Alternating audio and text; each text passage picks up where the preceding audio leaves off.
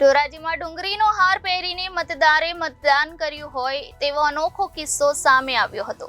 ધોરાજી શહેર કોંગ્રેસ પ્રમુખ ડીસી વોરાએ ડુંગળીનો હાર પહેરીને મતદાન કર્યું હતું। ધોરાજી શહેર કોંગ્રેસ પ્રમુખ ડીસી વોરા આજરોજ સવારે મતદાન મથક પર મતદાન કરવા પહોંચ્યા હતા। ધોરાજી શહેર કોંગ્રેસ પ્રમુખ ડીસી વોરાએ ડુંગળીનો હાર પહેરીને મતદાન કર્યું હતું।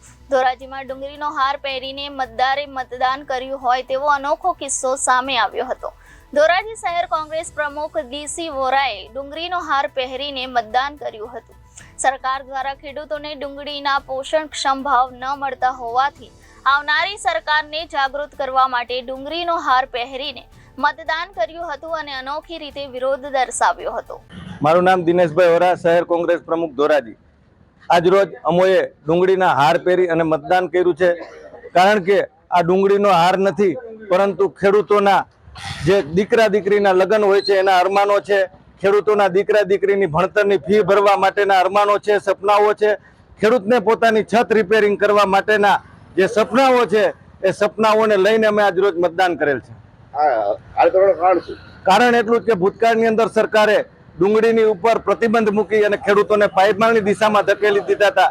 સરકારની આંખ ઉગાડવા માટેનો અમારો પ્રયત્ન છે। Bureau report Janadesh news, Rajkot.